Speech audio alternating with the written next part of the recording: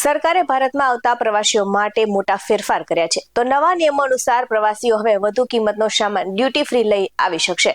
તો આ બદલાવ ખાસ કરીને એનઆરઆઈસ અને વિદેશથી સોનાના દાગીના અથવા તો વ્યક્તિગત વસ્તુઓ લાવનારા પ્રવાસીઓ માટે ફાયદાકારક રહેશે. તો નવા બેગેજ નિયમો 2 ફેબ્રુઆરી 2026 થી અમલમાં આવ્યા છે. ત્યારે નવા નિયમો મુજબ ભારતીય નાગરિકો હવે ભારતીય મૂળના વિદેશી રહેવાસીઓ ₹75,000 સુધીની ચીજવસ્તુઓ કસ્ટમ ડ્યુટી વિના લાવી શકશે. જ્યારે વિદેશી પ્રવાસીઓ માટે આ મર્યાદા ₹25,000 રાખવામાં આવી છે.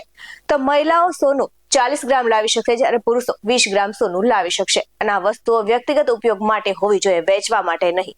તો ટેકનોલોજી વપરાશકર્તાઓ માટે પણ રાહત આપી છે. તો તેમાં તેમને 18 વર્ષથી ઉપરના મુસાફરો ડ્યુટી ફ્રી નવા લેપટોપ લાવી શકશે, જે પોતાના વ્યક્તિગત ઉપયોગ માટે હોવું જોઈએ. તો સરકારે સ્પષ્ટ કર્યું છે કે ડ્યુટી ફ્રી મર્યાદા વ્યક્તિગત છે, વેચી શકાતી નથી. તો આ સાથે જ ભારતમાં ચલણ લાવવા અને બહાર કાઢવાના નિયમો અનુરૂપ રહેશે અને ફોરેન એક્સચેન્જ મેનેજમેન્ટ રેગ્યુલેશન 2015 લાગુ રહેશે.